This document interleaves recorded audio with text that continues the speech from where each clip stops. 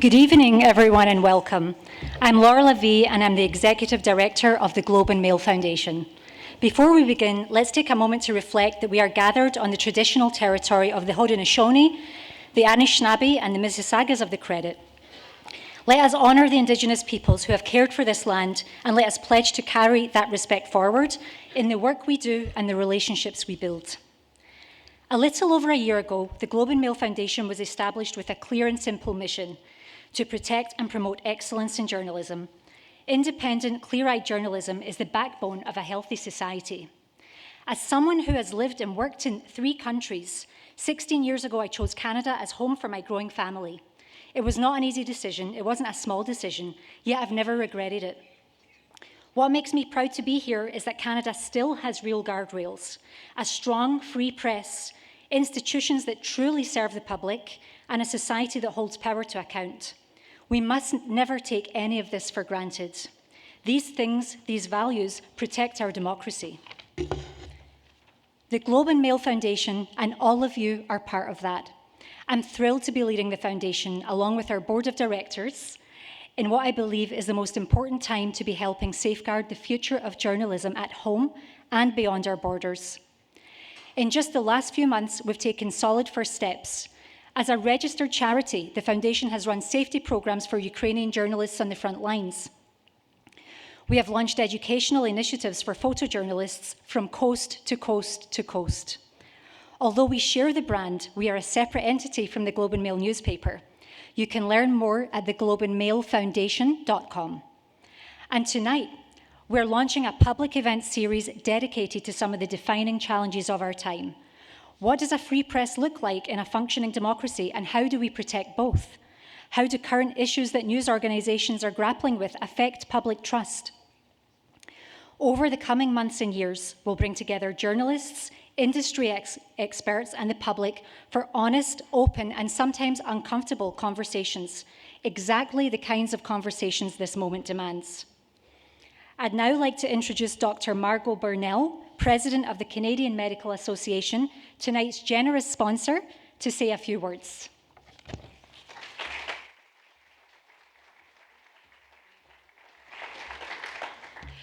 Good evening, everyone. Bonsoir à tous. The physicians of Canada share an important responsibility with the news media, helping people make informed decisions based on accurate, timely, and trustworthy information. Today, that responsibility is being reshaped by the rapid growth of AI. AI is already changing how people seek and receive health information. From our recent survey with the public, we know that only a quarter of people trust AI to give them accurate health advice, yet nearly half are using it to diagnose or treat their concerns anyway. Even more concerning, those who followed AI-generated health advice were 5 times more likely to report harm. In a world where AI can generate research, testimonials, and entire narratives out of thin air, our roles in medicine and journalism become even more important. In our work, we provide context. We apply our editorial and clinical judgment. We verify evidence. We're accountable for the information we share. AI does not do that. It is lacking in those areas. So the question becomes, how do we build trust in a world where information is abundant, but reality is different? Reliability is scarce. At the CMA, one of our goals is to make reliable health system information accessible to everyone in Canada. That's why the CMA is proud to support tonight's event and to partner with the Canadian Press and the Canadian Journalism Foundation to support quality health journalism, including Indigenous health. We also created Healthcare for Real, specifically for young people, to answer their top questions about the health system and help them push back against misinformation. The stats I mentioned a moment ago are from our annual Health and Media Tracking Survey, which helps us measure the scale of misinformation and ensure decision makers understand what's at stake. Of course, one of the best ways to fight misinformation is to improve access to care, and AI must be used to support that goal, not undermine it. Used well, it can reduce paperwork so clinicians can focus on patients. It can improve diagnosis, and it can make care more accessible in rural and remote communities. To that end, we've shared recommendations with the federal government to ensure AI strengthens trust, protects privacy, and improves care. And we continue to advocate for a stronger health system that people in Canada can rely on. As AI evolves faster than any of us can predict, our commitment remains the same: to build an environment where people can trust the information they receive. So we look forward to working together toward that goal. Thank you, and I look very forward to tonight's discussion. Merci, miigwech.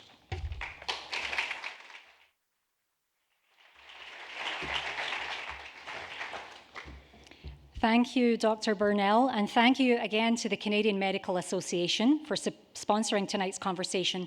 We're actually in the same business, making sure Canadians have information they can trust and access. When that trust erodes, democracy and public health suffer together.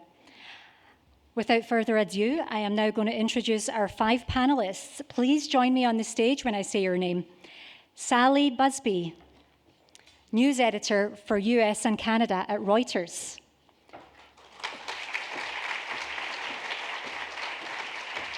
Glenda Crisp, CEO of the Vector Institute. Caspar Llewellyn-Smith, Chief AI Officer at The Guardian.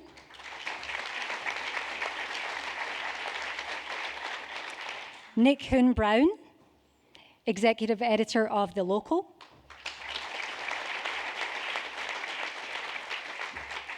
And Philip Crawley, longtime news executive and chair of the Globe and Mail Foundation. Thank you so much.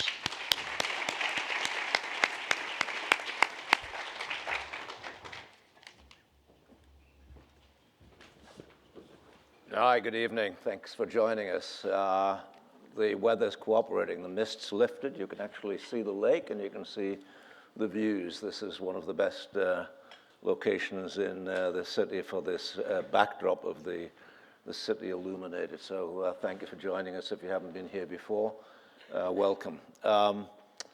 So this is the first of a series of discussions that we're going to host through the Globe Foundation. Editing democracy, lots of meat in that topic, but we're looking particularly tonight at how major news media is dealing with many evolving situations, navigating the risks of misinformation, how to use AI, and all of that going on amidst massive political disruption. And at the bottom of it all, trying to maintain a level of public trust, which is constantly under threat. So artificial intelligence, as you know, is changing the way we live and work. It's doing it very quickly. What does that mean for the future of news? We've got a very talented and expert panel here tonight to address all of that and give us some pathways forward as to where we think we're going. So let me start. I'm going to ask Glenda Crisp, who I've worked with when she was at Reuters before she went to the Vector Institute. She was head of data and analytics at Thomson Reuters.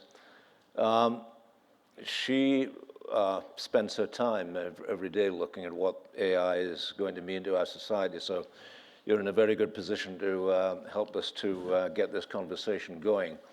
I think you said to me a couple of weeks ago when we were talking that it's changing so fast that you actually couldn't predict where we're going to be in 6 months' time. That quote stuck in my head. So let's get going with that scary thought. We're going to start with the risks and then move perhaps later to look at the opportunity. But that's one of the risks, the speed of the change and how to manage it. Yeah? Sure. So look, it's a technology that is moving quickly. it was only 14 years ago that Jeff Hinton kind of launched us into this deep learning revolution, if you will. And it was only 3 years ago that ChatGPT kind of emerged and we all woke up to generative AI. And so think about how much has changed just even in the last 3 years. But when we think about the speed, we have to think about the speed of the research versus the speed of adoption. And in Canada, the research is absolutely very far advanced. And we have researchers across the 3 national AI institutes. We have one of the world's largest concentrations of AI researchers and grad students. So we're positioned well there. They're making great strides. At Vector, about a quarter of our researchers are focused on safety of AI. So we're actively working in that space. But then you flip the coin and you look at adoption. And Canada lags. We lag the G7, we lag in the OECD of adoption of AI. And so that's quite concerning because it means other countries are benefiting from the innovation and the invention that we created here. And so we seem to be extremely risk averse. And I am certainly not asking people to just adopt willy-nilly. I do think we need to do this safely, ethically, responsibly, but we do need to adopt. Because otherwise, frankly, the bigger risk is that we're just going to get left behind and we won't have the economic benefit of all that great research. Casper, you started out as a journalist, but now you are leading The Guardian's approach to adopting and understanding what to do with AI. Businesses like The Guardian already had lots of challenges. Do you think AI is the challenge or an opportunity? How do you sort of weigh up the risks and the opportunities? Yeah, I mean, it's not like the news business generally is in the best of health. I mean, The Guardian's actually doing okay at the moment. But, the world's in a pretty bad place. News media is already enfeebled. And then you wake up one morning 3 years ago and it's like, now there's this new thing turned up, generative AI, and we've got to get our heads around that. So how do we think about that and deal with it? We put on a giant tin hat and shut our eyes and hope it goes away and that we can outlast it. But my job is slightly to walk around the building, ringing a very loud bell saying, actually, we've got to face into this and really understand it. It poses, I think, really big risks to journalism. Sandy's more expert than me on things, in terms of the getting of news, I'm sure, and all the questions around fake news and synthetic media and the extent to which it's hard to tell the real from the fake at the moment. The thing that I'm really worried about at the moment is disintermediation.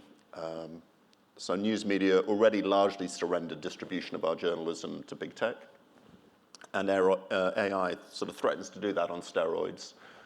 So everyone is worried in the industry at the moment about things like AI overviews, which we touched on before, and users just seeing results straight from their LLM and not clicking through to publishers, and that's going to impact traffic. And we're not really seeing that at The Guardian, but there's no way we should be complacent about that. I think it's just sensible to imagine a world in which all of us have our own personal AI agent, and that will be the primary way that we interact with the world at large. It's just going to be incredibly convenient. And so the question then is, where is that AI agent going to get the news from? Yep. And the concern for publishers like The Guardian is that we just get reduced to being a news feed and just a stream of data that is then remixed, reinterpreted, and we lose the relationship that we've had with our readers over time, and the brand gets lost, and over time we just get reduced to sort of mush like everything else. So that's one of the things that gets me out of bed in the morning, worrying about that stuff. Good, scary stuff. So Sally, in your job, very busy job, hundreds of stories going back and forward, and you're effectively the gatekeeper, making sure that you maintain Reuters' reputation for reliability, accuracy, etc. And you're watching out for the risk of being caught out with a fake story or a piece of misinformation. So how do you manage that? How do you sleep at night when you're doing that? Am I scaring you in your job? Absolutely. It's an enormous responsibility. Obviously, that's always been what we have tried to do. It's just that we are at a bit, I think, of a tipping point where fake information, synthetic information, manufactured photos are really starting to really become part of public life in a way that we've, feared for many years, but that is now starting to happen. I mean, as we head into the midterms in the United States, for example, we face a real possibility that people who are in government could put on their own social media feeds, manufactured photos, not real things. And that could happen in the closing days of a campaign. I can't imagine who you mean. It's already happening. We see members of Congress who are circulating what is quite clearly fake imagery. Obviously, the president's social media feeds sometimes deal with information that is not accurate, okay, including imagery. And so I think we've known that this was coming at us for a long time. I think in the next period of time, it will really be testing news organizations with how they deal with that. And I think there's a lot of fears that we have, but there's also some optimism that people might actually understand that if this is coming at them, they need some people to help them navigate and say what is true and what is real. Yeah, okay. Obviously, Casper, you assume readers are now finding their way to Guardian content in different ways than what they've done before, yeah? Yeah. And if our editor-in-chief, David Walmsley, was here tonight, he would say, hey, that's a great thing. People can choose which way they want to get us. AI is going to help us to distribute. We're not subject to the tyranny of a newsprint deadline, catching a train or catching a plane. We can distribute in a much more fluid way with the help of AI. Do you share that optimism? Well, I think for a title like the Globe and Mail or the Guardian, we want our journalism to be read by as many people in the world as possible. That sort of has always seemed to me axiomatic, that journalism is about reaching people and trying to put sensible, fact-based information in front of them. So anything that helps us in doing that should be a net positive. And the Guardian really benefited from the advent of the open web and the advent of Google. We were the, 10th, 11th most read newspaper in the United Kingdom. And when the internet came along, we suddenly discovered we had readers right around the world, and we started investing in the US, and we are now, by some measure, top 5 in the world. So that's great and really positive. But the concern is that if people are reading you off platform and reading, getting Guardian journalism on TikTok or through your social media, and now increasingly when they come to Google, they're just getting, instead of a bunch of blue links and people clicking them and then coming over to us directly, they're just staying in that environment. That weakens, again, that relationship that we have with the readers.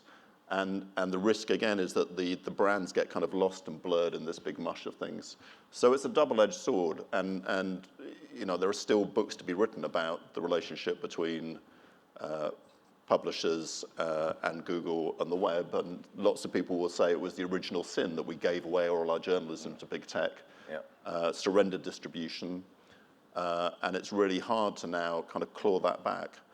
So strategically, we're really focused and have been for over a decade and trying to get people coming to us directly and spending time directly with The Guardian. Mm-hmm. But as the technology evolves, that is going to get harder and harder to do. So these are the things that we're holding in tension at the moment.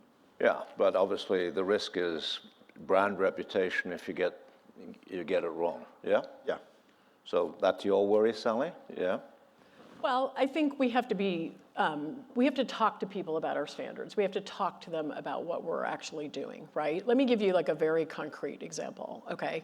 When Nicolas Maduro was brought to New York and he was, walked from the helicopter to his first court appearance after he was seized by the US military in Venezuela, there was a ton of fake imagery that was floating around, that this is Nicolas Maduro walking across the tarmac to the courthouse, okay?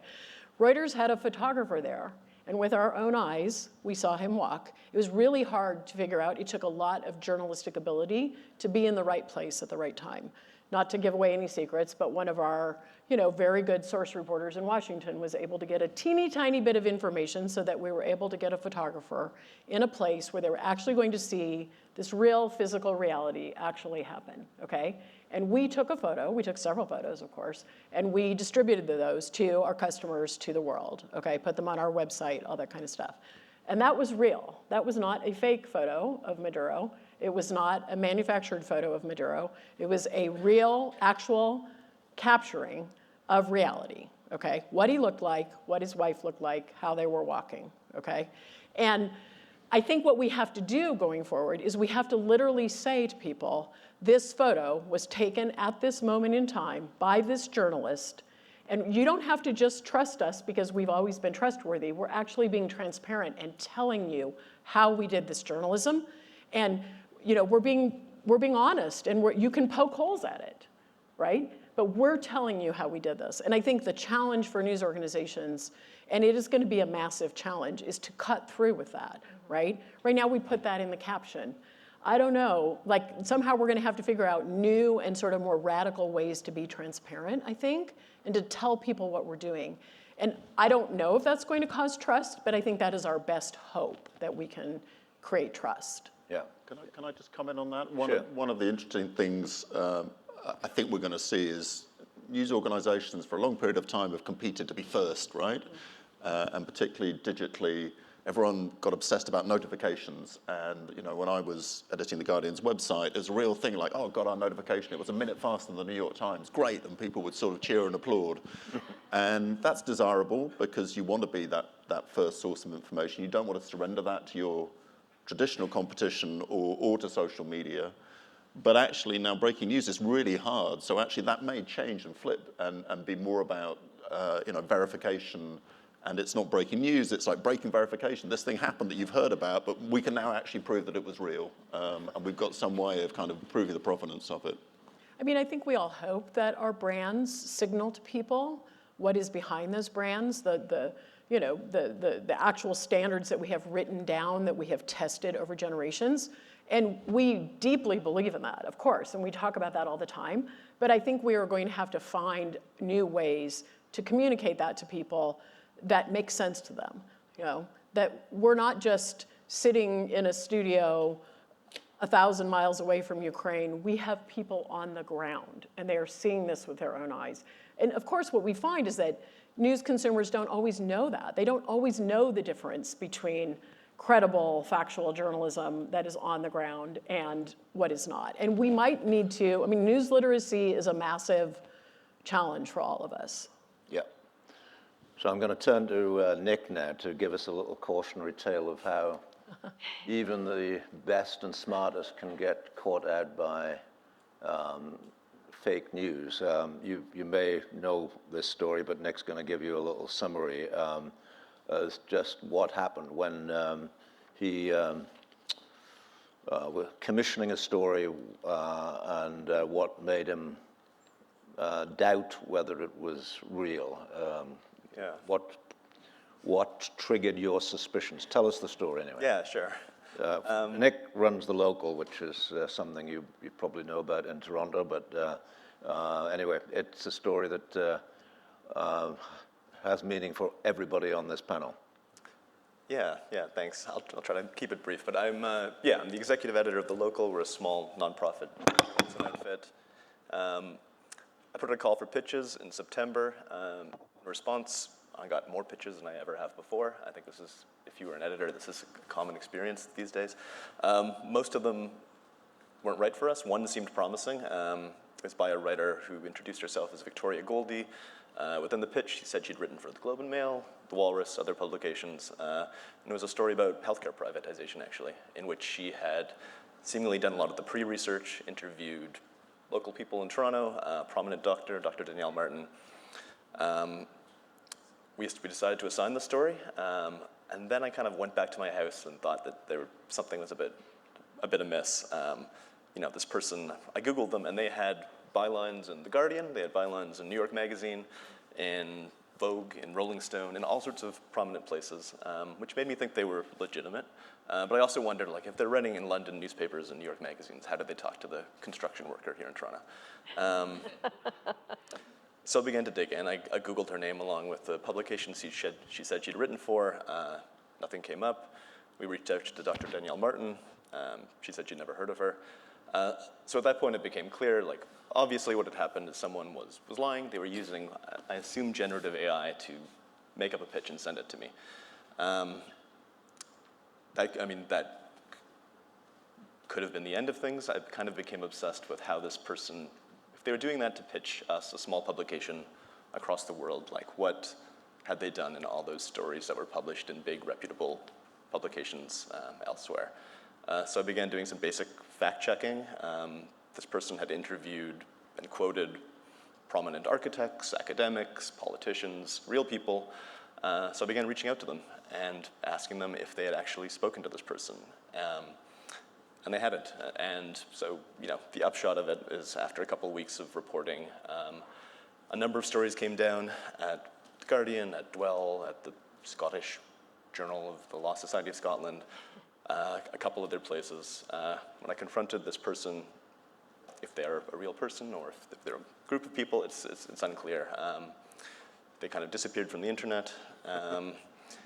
And yeah, we published the story at The Local. It got a lot of attention. It was read in a lot of places. But I think what struck me most was, like, the number of editors I heard from after that. People who had been pitched by this individual, first of all, like, incredible range this pitcher had, from writing the Financial Times to, like, a small Indigenous-run publication on the West Coast. But also just from editors who've experienced the same thing that I'm experiencing right now, which is that whole system of how we run our newsroom, which is pitching, working with freelancers, is fully broken. My inbox is stuffed with AI pitches. There are probably some great, promising young journalists buried in there somewhere, but it is, like, impossible for me to dig through the bullshit to find them. So Glenda, I think you had a question about this. Yeah. So I kind of wondered, Nick, when I heard the story, what's your attitude to AI after that? Like, how do you think about it? It's such a funny thing, right? There's no, like, one attitude to AI. Talking to you in the green room, you have this sense of, like, vertigo sometimes, where you feel like you're at the edge of this whole new world, and solid ground is just thin air now. And then there's the mundane reality of my life, which is, like, I open a Google Doc and something pops up trying to write a list for me, or my Instagram feed is filled with slop.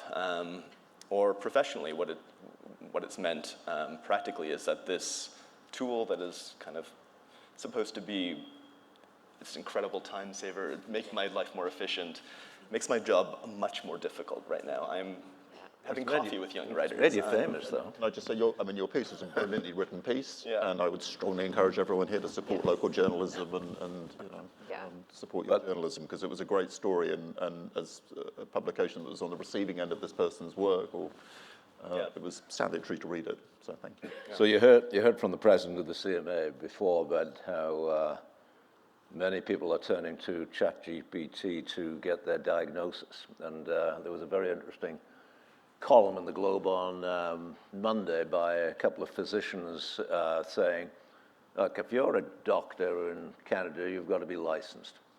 And how is it that you would get struck off if you were not licensed? Well, if you were operating illegally because you'd done something wrong, you were trying to practice when you'd already been struck off or whatever. And yet we have no regulation on what the platforms are able to do, providing not just advice but diagnosis. That's the danger, and that's why we thought this the connection with the CMA is quite relevant in terms of just how people are turning to these sources, and yet it's not reliable. So I know Casper, The Guardian, spends quite a lot of resources on health reporting. Mm-hmm. You've done investigations, warning of the dangers of medical advice which is wrong. So just tell us a little bit about how you've sort of seen this. Well, I guess the first thing to say is, and you'll know this better than I do, but I mean, this technology is inherently unreliable, right? That is the nature of this technology. It guesses stuff, right? So it's never going to be something that is rooted in actual facts and knowledge and intelligence in that way. It's going to be guessing. So there's always going to be the risk, even though hallucinations have reduced somewhat, that it will make mistakes. And I got completely lost on the New York subway 2 days ago because I was using ChatGPT when there's loads of engineering work to try and find my way around, and it kept just saying, "Oh, I'm really sorry, I got that terribly wrong," right? So, you know, it was, you know, one of the great Canadians, Marshall McLuhan, right, said the medium is the message, and the medium is something that hallucinates, still makes mistakes, and it's arguably going to be hard to eradicate that. And so we, you know, it's just part of the sort of bread and butter of our reporting to understand where people are getting their information from. We ran a big piece recently looking at Google AI overviews and the health advice they were giving. Turns out a lot of it is really wrong, so don't rely on it. And very pleasingly, that then has led to a giant inquiry by a charity called Mind in the UK to look further into it. So I think it goes back to what Sally was saying. Like, if you want to get the news, go directly to the source where you can really trust it. Glenda, I think you made a point to me that, okay, you know, regulation is one answer, but what about the health sector itself stepping up and saying, okay, if you need reliable information, we can, you know, build an app, whether it's a hospital or whether it's the health ministry or whatever. So just perhaps expand a bit on that. So look, I think first thing to understand is AI is actually quite a broad discipline. So generative AI has hallucinations. There's a whole bunch of other types of AI that don't. So you kind of got to be careful about painting it all with the same brush. I think there's huge potential in the AI sector for AI to help in diagnostics and better healthcare at a lower price point. I do agree we need to be careful with asking ChatGPT, but frankly, it felt a bit akin to when people started asking WebMD, and you know, who hasn't gone to a doctor and said, I looked up my symptoms on Google, and it says I have, you know, this very rare thing that usually happens in India, and here I am in Canada. So, you know, that it's kind of the second version of that, if you will. And so, yes, we do need help there. But from where I sit, you know, as a person going through treatment in our healthcare system, I'm frustrated by the lack of AI adoption that I see in Canadian healthcare. And frankly, I find it's a story of not my job. So I have conversations, and admittedly, this is not a statistically significant sample size. These are my conversations. But from the feds, I hear it's a provincial responsibility. From the province, I hear we can't tell the hospitals what to do. From the hospitals, I hear the doctors are not our employees. We can't tell them what to do. So now you've got, you know, doctors, a group of doctors who are trying to do the right thing, and you end up with random acts of AI. So you don't end up with a holistic improvement to the healthcare system because you just got it kind of scattergunned based on great and good intentions. And so we're also sitting in a space in Canada where, please close your ears, you two, but they're still faxing data between doctors and hospitals. So frankly, if you're faxing data, you can't automate that process because it's paper. You can't train an AI model on paper. So we need to get that data digitized. We need to start making that data available for our researchers, and we've got a lot of great health AI researchers in this country, and we have lost, I know we have lost AI researchers to the US because they could not get access to the great data that we have. And so I do think there's a space for us to push into getting de-identified health data to our researchers for the purpose of driving better outcomes for patients. But it has to be done safely, ethically, and yes, we do need regulation. I personally will not go to ChatGPT for medical advice. That idea is crazy to me, but I understand why people are doing it, but I think we need to face into it. All right, I'm going to move on to some of the specific threats that we feel that, you know, threats to democracy. World Economic Forum, when they did their global risk report, they said misinformation and disinformation is the second biggest risk the world faces.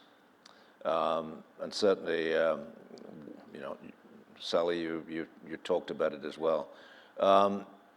So how does that mean you've got to make it different in your newsroom? How do you resource your newsroom to help you protect the brand from that? I'm just going to say a couple optimistic things here, just to kind of, because I think the point you made about, like, I think it's very important for responsible institutions and companies to get on top of this and figure out good uses of what is essentially a new technological tool. I think it's actually our responsibility, okay? And so in my organization, you know, we're doing many different things. We're trying to make certain work more efficient. I think that's a thing that everyone's trying to do.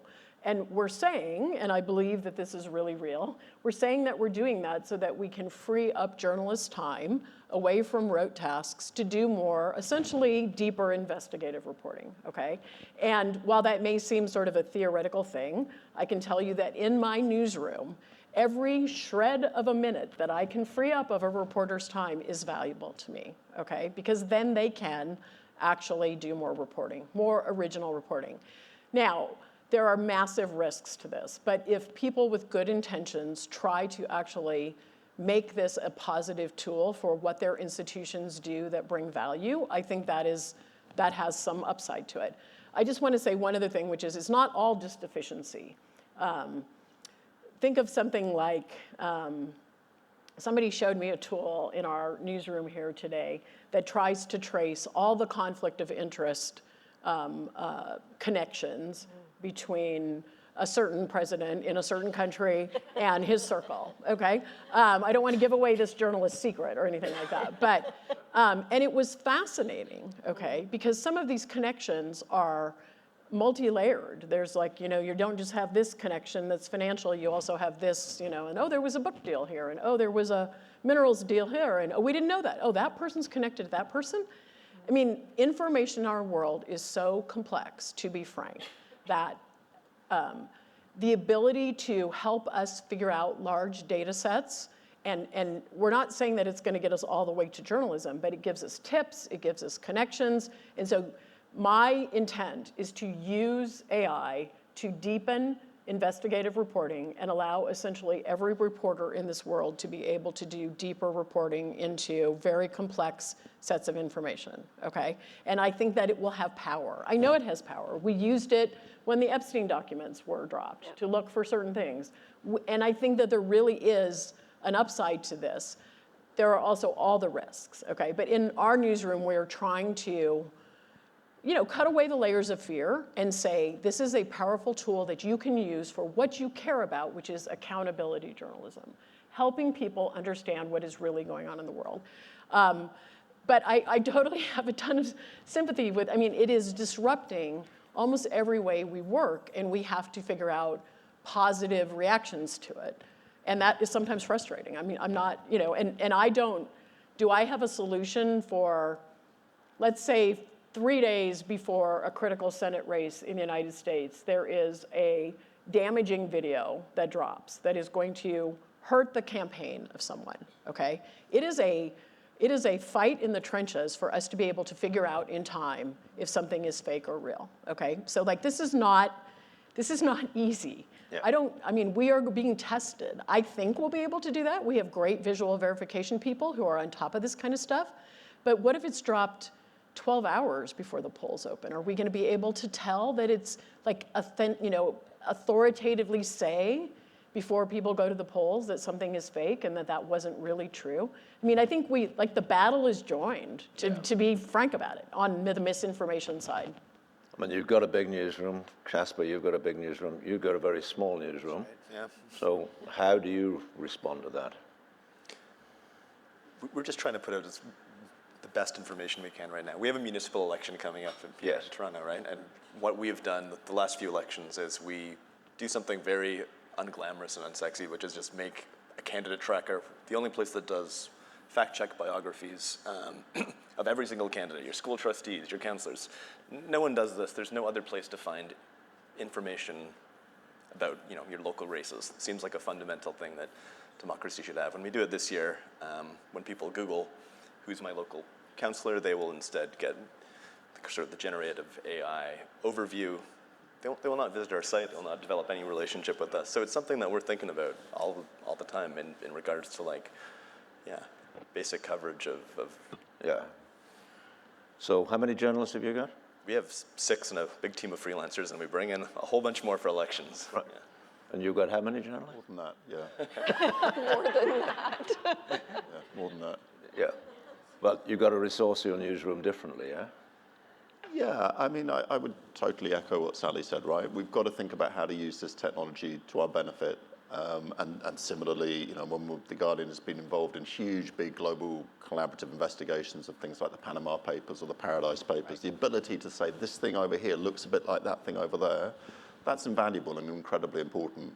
So we have to understand this technology and get AI to do what AI can do well and get more out of it in that respect. At the same time, I think value in the business is going to increasingly accrue to the stuff that AI can't do, and that is going to be human-centered reporting, right? And AI at the moment can't go up and start speaking to someone on the street and say, well, what is your lived experience of this thing? Tell me about that. And so, I can see a world in which it's possible we'll be smaller on the commercial side, the business side, and we might have agents running the business. I don't know. That would mean that more of our supporters' money could go to frontline journalism. And so there is sort of an optimistic view of this, which says we can become a more efficient business, but that means that more money can go into frontline reporting, and people will respond to that. And I'd like to think there's going to be a world in which people will get a lot of their information needs from chatbots, LLMs, their own personal avatars, but they will still want to come back to reputable sources directly because they can really trust them and know that what they're getting there is something that AIs can't do really well. And I think that's an important point because I think that we all talk about our brands, but I think that a lot of people in this very complex information ecosystem where information is coming at you constantly, they actually want trusted people to tell them what's going on, okay? And so that's why I think there is a possibility that there's a renaissance of local journalism because people are actually looking for, I don't necessarily trust the information that's coming to me in a very commoditized way. What I'm looking is for someone who was on the ground and told me what really happened and who I trust. And I think that the challenge for bigger news organizations is, right now, one of the most effective things we do, let's say there's an extremely complex governmental issue going on, and we have layers of reporting behind that. One of the most effective things we now do is we put a journalist with their face on a little vertical video, and they just say, let me tell you what's really going on here, right? And that tends to cut through this flood of information that people are experiencing. And so I do think that the human value of journalism is what is either going to make this work or not, honestly. Yeah. All right, let's talk a little bit about, what should the government do? Because that's always, there should be a regulation. We've got to curb this, we've got to stop it, whether it's medical disinformation, whatever it is. But we've seen in Canada that regulation doesn't always work in the way that it was intended, and it can backfire. So I know The Guardian and others in Europe are trying to put together some kind of coalition which will try and establish some common standards. What's it called? Yeah, it's called Project Spur, and this is something that we, along with the Financial Times and the BBC and a couple of other people announced, about 10 days ago now. And the idea here is simply to establish or define a set of standards and norms that say, if you are an AI company that wants to come and take our journalism, there are certain rules you need to abide by. So it's slightly the Wild West out there. The internet works because information is freely available, and search works because you can find things. So the internet has been run by crawlers going around saying, here's a web page, we'll index that content. And there has been this sort of uneasy truce between publishers and the web, because we want our journalism to get out there, and we've sort of made it work. But now that value exchange is disappearing because people are just getting the information from LLMs, they're not clicking through, and other companies are just frankly stealing our information and content, and there's no value exchange back to publishers. So we're trying to stop that. That's really hard to do. We want to do licensing deals with AI companies where we can, but that's slightly sort of doing a pact with the devil. We think there might be the emergence of new content marketplaces, and stop me, this is getting too complicated because it's complicated, but a world in which, agents are talking to agents, right? And so I want to get my information, I don't really care where it comes from. My personal agent will go off and find it from somewhere else, and that will source it from me. What does that business model look like? And how are we going to negotiate that? The whole industry, publishing industry, has been at the mercy of big tech for the last 20, 30 years. Psychologically, that's quite damaging as well, right? I've sat in enough meetings with people like Google. I've got lots of friends at Google, but we matter here too. But do you need the EU to step in to do something? Well, so Project Spur is a sort of thing we're just saying, and all publishers are welcome, big and small, right around the world, and I know that the Globe and Mail are having conversations too about joining it. Just to say as publishers, if you want to take our content, here's some rights, standards, norms, come and do deals with us. But we would definitely benefit from backing from governments on the legislative side. We definitely need these things to be enforced. We would like to see sort of effectively nutrition labels on large language models to say where they got their journalism from and where does that content come from, right? It's completely opaque at the moment. We would like more control over when, in terms of our relationship with people like Google. Like, if you want to appear in search in Google, you cannot currently stop them from also taking that journalism and making it appear in AI overviews. They just say, well, that's the deal, and there's no choice in the matter. And we're saying, well, that's not acceptable because we don't see the value exchange. So we need to figure that out, and we definitely need government backing for it. And there are some encouraging signs recently that we may get that. So I'm seeing some nods from over there. Do you agree, Glenda? That's a course that you would support? Yes, I think we absolutely need to start pushing into that, and there does need to be the discussion around the value exchange, but I think in Canada there's actually something even more basic that we need to look at, and that's our data privacy laws.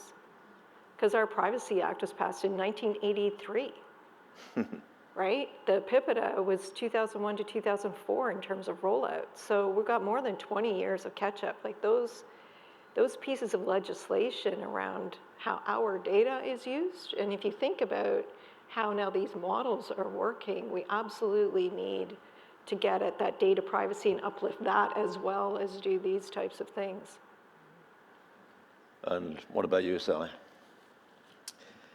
I mean, I think, I guess the thing I worry about is if people who create original information have no way to receive value for that, then eventually this is going to be like a closed circle, right? And so I think that's really what we're grappling with is AI actually does need to be, fed, trained. There has to be original scientific research for there to be the benefits that, and I think that's I guess what I think the world hasn't quite figured out, right?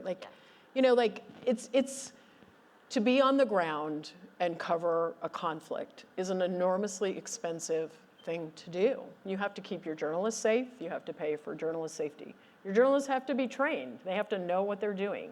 They have to have protective equipment. You have to have a lot of people there so that they can see various things. You have to have editors who take that information and make sure, put it through vetting and make sure that it's understandable to people and it doesn't have jargon. I mean, it's not news fairies. It actually takes real work to kind of make this happen. And we all have a vested interest in making sure that provides value to the world. It has to have a funding mechanism behind it, right? And I think we all agree with that, right? Yeah. And it's super complex how we get there. So. Yeah. But I think journalism really has the opportunity to be that truth teller. You guys are, I have no problem paying for my subscriptions because I trust, what I get from the Globe. I trust what I get from Reuters. I trust what I see in The Guardian, right? So, because my viewpoint is those reporters work for me. Yeah. They're not, I pay a subscription, they work for me, so I can trust them. But I think, so I'd like to see journalism harness AI and get the benefits from it, but I'd also like to see journalists disclose how they're using AI. Because, and I know that you Yes. guys do that, Right. but I think to your earlier point, we've got to find a way to break through and say, this is how we use it, this is how we don't use it, this is how we know it's safe. Yeah. Like, I know the governance that goes in at TR because I work there, so I know I can trust it. And I know the automation end of how you guys use it. I don't know that for random person that posted something on the internet. Right? So how do you guys break through so that you continue to be that trust? Well, I think that's a really important point, right? Which is, I would hope that everyone in this room is paying for their news in some way and going to reputable sources. But like it or not, people are becoming more conversant with LLMs, but also social media, where there are lots of people who look like they are journalists doing newsy things, but it is effectively entertainment, and they are influencers. And I don't know, there was some recent study that said, I'm going to get this not exactly right, you can check it on ChatGPT, but said something like, the top 55 news influencers in the US, not a single one of them is actually a trained journalist. Right. They have that label.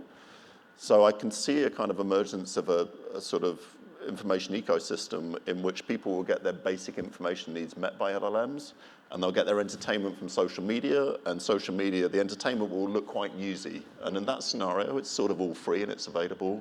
So why would you think to go directly to a news publisher? So that's the thing we've got to figure out and try and make that argument. Because you're a very directly. sophisticated news consumer. Correct. Okay? Yes. And I imagine everyone in this audience is actually a Yep. pretty sophisticated. And I think what we have to do is we have to be able to explain the difference between fake news and real news to people who just, they don't really care. I mean, it's Yep. not that they don't care. They care maybe about the difference between reality, but they're not necessarily going to like do the research to necessarily Right. figure out how you get there. And we've got to make that easy for them, Yep. right? We've got to say, here's our standards, here's what we do. If we use AI, and we're trying to do this, if we use AI, we'll tell you, okay? And if we don't, and here's our red lines, and here's what. Yep. But the thing is, we all do this in this very sort of formal Yep. legacy journalism way, and we have to kind of figure out the new ways to do that. And that's not going to be the case if you're getting your news from X, for example. There's Yeah. an amazing story recently that I think 26% of accounts posting about Scottish independence were fake accounts. And then last year, when there was an internet blackout in Iran, all of those accounts went dark. And so 26% of people posting about Scottish independence were Iranian bots. And who knows why they care about what's happening in Scotland, right? I don't know. I mean, they have other things to worry about. But it's amazing. But if that's where people are getting their news and assume that to be true, it's Well, and to the health discussion, most of the many of the health influencers in the United States who are the most popular take money from somebody and they don't disclose it to their viewers. Right. Okay? So they might get money from a vitamin company and they might say, these vitamins are great, and they don't tell the people who are depending on their information that they have been paid money for that. And that really has nothing to do with AI. Nope. That has to do with the way the world is consuming information and how we have to actually just be very transparent about, and humble, honestly. I'm not trying to sound like an elitist. We have to say, our information is good and you can poke at it and actually find out it's good because we're being transparent and telling you what we do, right? But it's a tough, we're really in an information war. We really are. Yeah. So one of the things the foundation was created to do, the Globe Foundation, when we got permission finally, after years, from the government, from the CRA, from the Charities Commissioner to create a foundation, they said, we want you to focus on helping people understand how media works in this day and age, media literacy, if you like. They also want us to do more, encourage us to do more investigative journalism. The Guardian does a lot of investigative journalism with the help of its foundation, and we could do some of that too. The Globe already does a lot of investigative journalism, but there is obviously an appetite, even in government, for more investigative journalism. So we will try and fulfill that, but we certainly aim to have a series of these discussions. This is the first.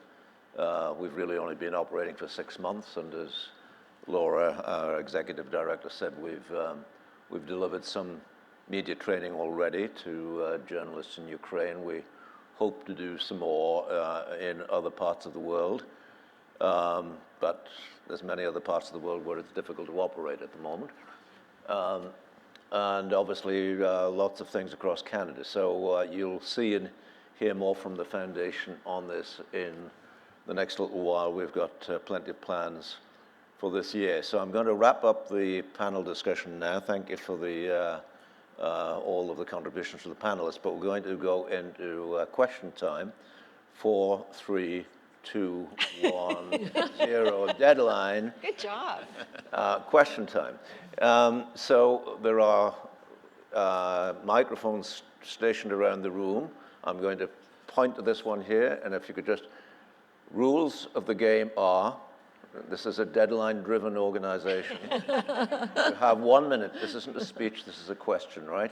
So if you've got a question, keep it to a minute, please. First of all, my compliments to all the speakers. Compelling, wicked issues. The issue, somewhat germane to me, is that of judgment. Judgment is nuance. Judgment is epistemic in a non-transactional sense. How do we get around that? And then I devolve into civics, starting at babies in junior school, courtesy, and you migrate up. Become engaged, critical citizens. And journalism is fundamental to our sound civics.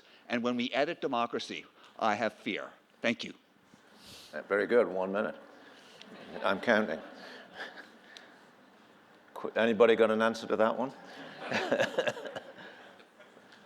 I mean, I would just echo your point about the need for literacy, right? I mean, this is not something that we have a foundation at the Guardian, as you said, and we have people trying to do some work on that, but it is too big a job for single institutions to do on their own. So as well as legislation, I would like there to be something from governments which treat this as a serious problem. As you said, World Economic Forum, you know, their measure is this is the second biggest threat to humanity on a 3-year time horizon. And last year it was number 1. It's just been knocked off the top by war. So yeah, okay, yeah.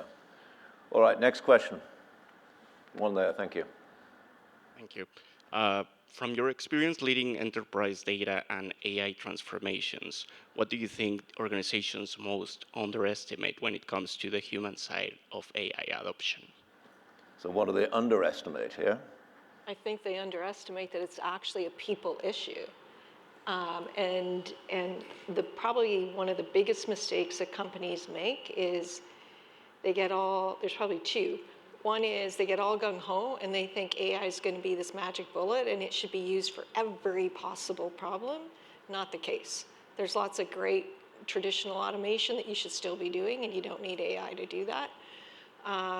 And then the second thing I would say I see is companies that think that my AI strategy is to roll out Copilot and I'm done. You're not done. So I would say that would be my couple of points there. Next question. Sorry, one there. Yeah.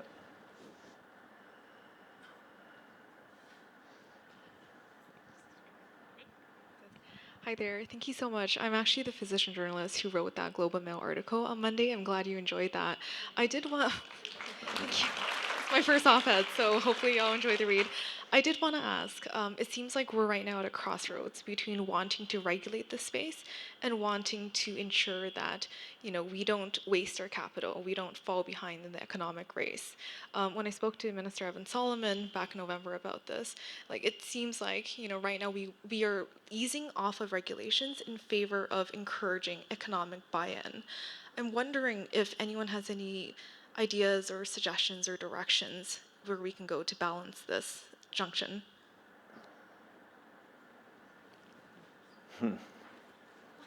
Answer? Can you just repeat it? I think, you know, that question takes me back to a comment you made earlier on, Glenda, about Canada has got lots of talent and yet the pace of application is very slow. Yeah. But you've also said to me some of the fast adopters, the early adopters, are not people that you necessarily would have expected. So who is your stars in terms of taking this on and who are the laggards? So I would say in Canada, certainly the banks have been at this for quite a while, at least a dozen years. And so that's not what you would traditionally think. But banks, by their very definition, are companies that take risk, and they know how to manage it. So AI was another risk, and they had the frameworks to think it through. Secondly, I think there was a bit of an advantage for banks because they have had models, quantitative models, that have been regulated for decades. So they already had established model governance, model lifecycle management processes in place. So it wasn't so much of a matter of saying, oh, there's this whole new thing, how do we do it? It's a matter of saying, how do I adjust what I already have for this new type of technology, this new tool? So, and most of my career was spent in banking. Contrast that to when I was at Thomson Reuters, we had to build the AI governance from the ground up. And we did it from a lens of what's right for our customers and what is right for our employees, what's right for our stakeholders. And so very much the trust principles from Reuters were embedded within that. But then we automated the governance. So both, all the banks plus Thomson Reuters, I'm sure the Guardian has done the same. They automated the governance so that you can actually scale AI adoption and you can feel confident that your ethics, your principles are embedded throughout the life cycle of those models. If you don't actually have those things in place, then you can't actually scale. So banks, to answer your real question, I think are out there. I think, clearly Thomson Reuters, and not just because I'm biased because I work there. But I would also say in terms of the laggards, I think we've got a lot of work, as I said, in healthcare and construction and in manufacturing. Huge potential. Yeah. Sorry, question there? Yeah, media. Go on, carry on. Media ownership used to be a big issue. Is ownership, or who's in charge of AI and social media, the new issue that we have to deal with? Good question. Yes. You're absolutely right. Ownership used to, provoke royal commissions and so forth. Now you're just grateful to have any ownership at all, as long as it's not Jeff Bezos. Sorry, Sally, I mentioned your former employer.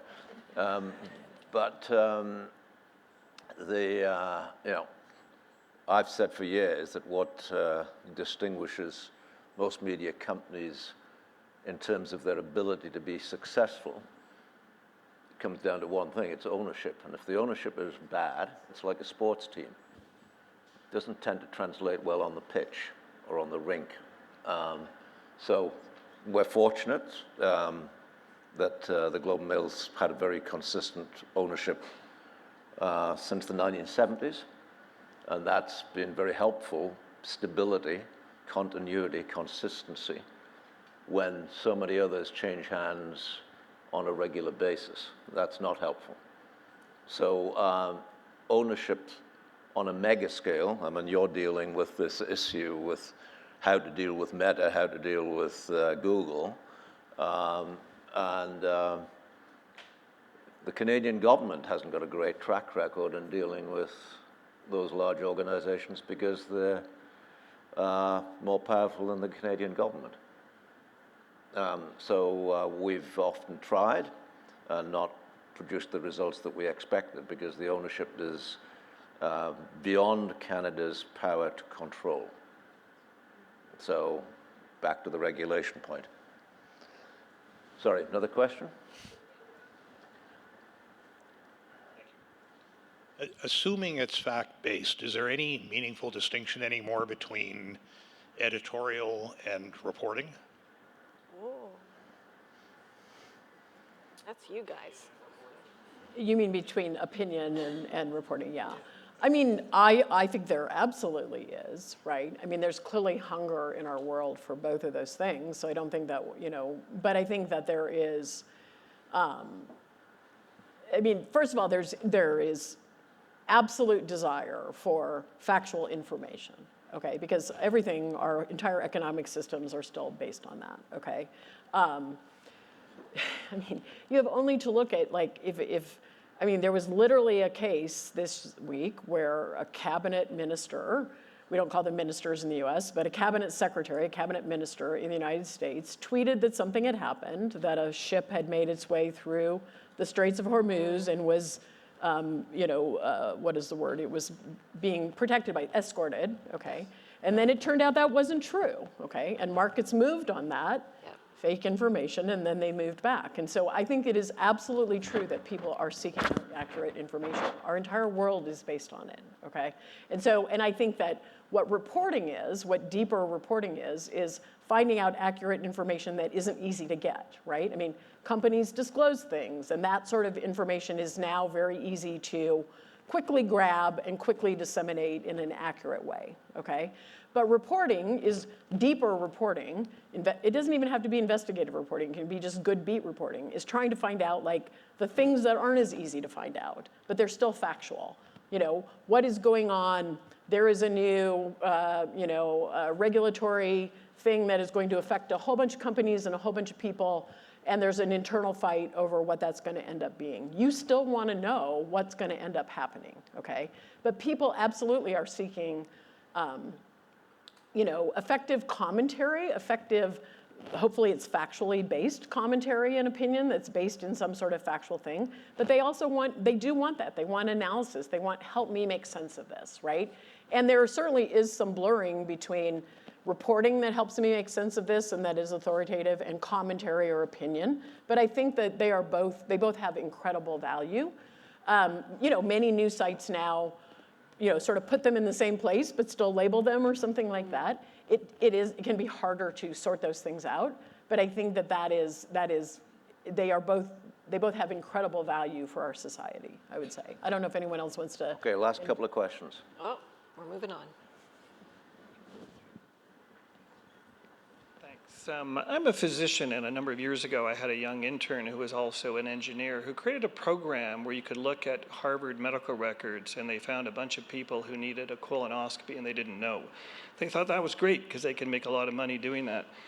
In Canada, it's a bit different. So do you think, this is more of a cynical question, there could be a reluctance to give away some of the de-identified data and look through it to find stuff that requires treatment that's really expensive? I do that every day, and it takes me an hour or two to find it, probably take 10 seconds, and then a lot of expensive care could happen. I wonder, do you think there could be hesitation? Do I think there is hesitation? Yeah. Yes. And what I'd actually like to see is us share de-identified health data across the provinces, quite frankly. And there is efforts underway to actually create data platforms to do that. It's just going very slow, but there is hesitation in the system for sure. Yep.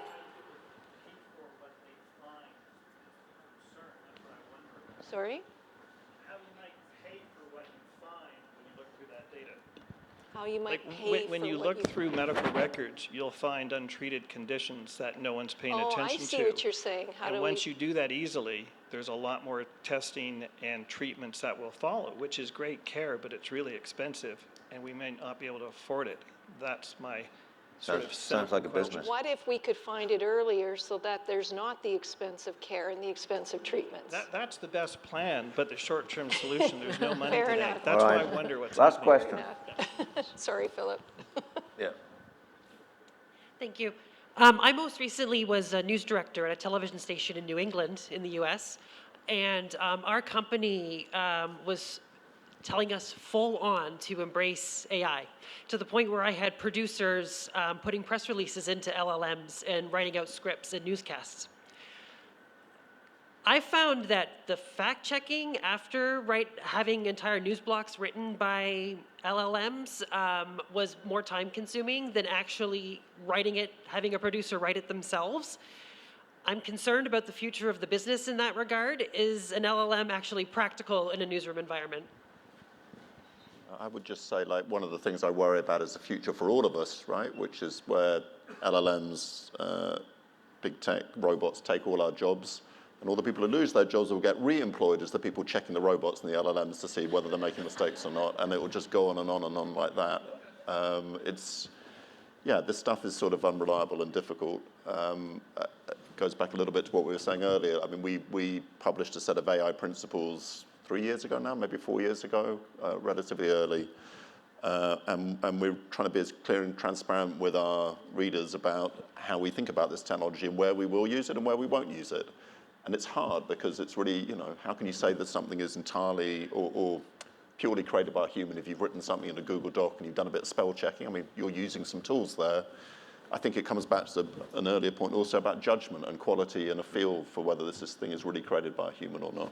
I'm not sure that was an answer to the question, but anyway. I mean, I think the reality is there's a lot of hype, and we're going to try a lot of things that don't actually prove to be more efficient and really have to settle, and it's really frustrating. I mean, I totally feel your pain, right? And I also think we have to take accountability for our journalism. I mean, one of the things, I think this is exactly what you're saying, which is like, this is a tool. It is not, you know, like the humans in our company are responsible for what we produce, okay? And I think that is an absolute foundational thing that we have to say.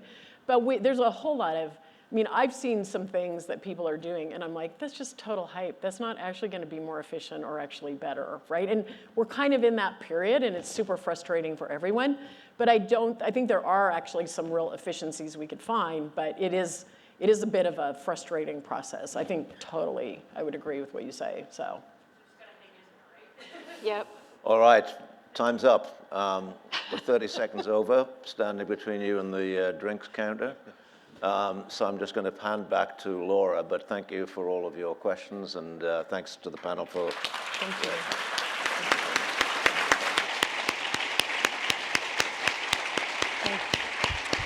Thank you, and thanks to the audience. You've been absolutely fantastic, you know, and thank you for coming to our very first event at the Globe and Mail Foundation. One quick thing from the conversation that really resonated with me, Caspar, you mentioned it. One thing we can all do when we leave this evening is make sure you subscribe to as many independent news outlets as you can. There are some fantastic Canadian newsrooms here with us this evening that you should follow if you don't already, including the local. There's The Logic somewhere here, The Walrus perhaps. They're all fabulous, and they make up a really healthy and strong ecosystem which we all need to support. And thank you again for being here. Tonight's event is a free event, and as a charity, we cannot do it without you. So please, on your way out, make a donation via this QR code. There are postcards out front, and help keep our work going. So with that, there are drinks waiting for you. Thanks again, and we'll see you next time.